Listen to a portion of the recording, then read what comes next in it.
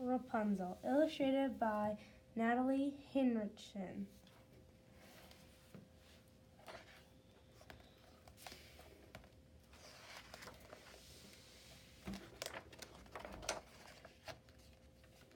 Rapunzel, retold by Anne Marie Ryan, illustrated by Natalie Hinrichsen. Once upon a time, a man and his wife lived in a little cottage in the shadow of a tall tower. They were very poor but very happy. On the other side of their garden wall was a vegetable patch. It was full of tasty-looking carrots, cabbages, and tomatoes. But there was never anyone in the patch. "Why should all those vegetables go to waste when we're hungry?" the man asked his wife.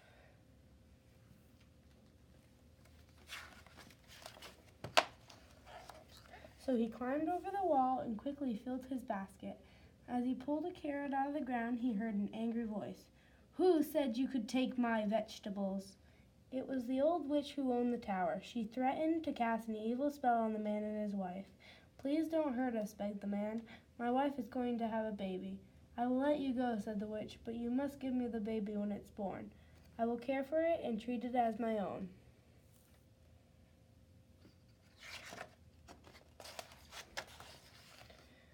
The man was so scared he agreed to everything the witch asked. Soon the man's wife had a baby girl, and the very next day the witch took the baby away. The witch named the baby Rapunzel.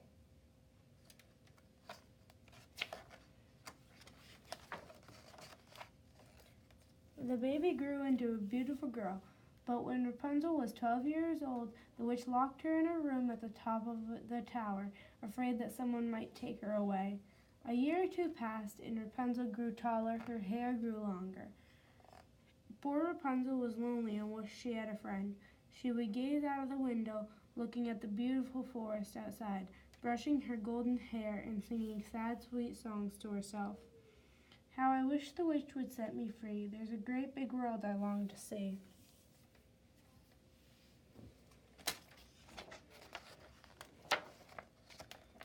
One day, a prince was riding in the forest near the tower. He heard Rapunzel singing and was enchanted by her voice. The prince hid behind a bush and listened. Soon the witch arrived at the bottom of the tower and called out, "Rapunzel, Rapunzel, let down your hair." Beautiful Rapunzel appeared at the window and let down her long golden hair for the witch to climb up.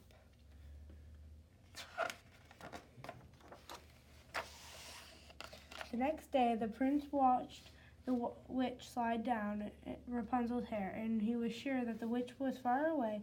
The prince called out, "Rapunzel, Rapunzel, let down your hair." Down tumbled the long golden hair and up climbed the prince. At first, Rapunzel was frightened of the stranger, but they quickly became friends. Rapunzel loved hearing the prince's stories. He told her how it felt to run barefoot in the grassy meadow, and how it felt to swim in the cold blue sea. Rapunzel had never done such things. "I will help you escape from the tower," promised the prince.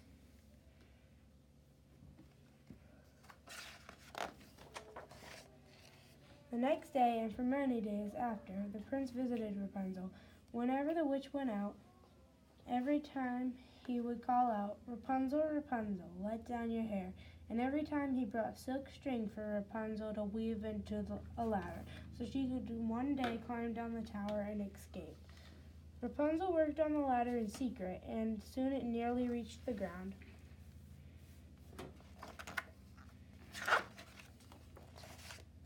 The witch knew nothing of this until, once without thinking, Rapunzel said, "Oh, you are so much heavier than the prince when you climb."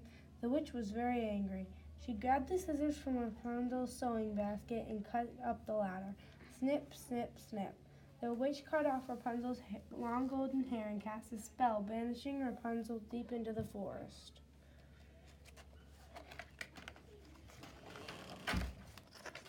Still angry, the witch waited until she heard the prince call out, "Rapunzel, Rapunzel, let down your hair." Down to the ground tumbled Rapunzel's long golden hair, and up climbed the prince. "Ha!" cried the witch when the prince reached the top. "You've gone for Rapunzel, but she has gone, and you'll never find her." Shocked, the prince fell. it from the tower into a thorn bush on the ground. The brush broke his fall, but the thorn scratched his eyes, making him blind.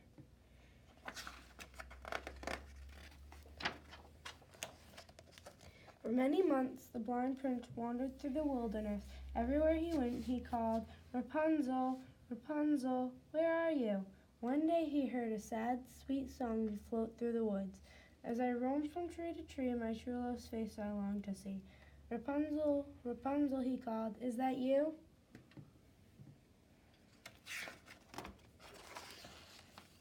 Rapunzel ran through the woods and hugged the prince.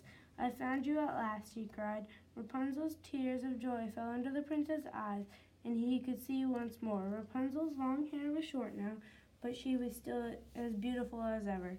Rapunzel and the prince never saw the witch again, and they traveled the world together, visiting all the wonderful sights Rapunzel had longed to see, and they lived happily ever after. The end.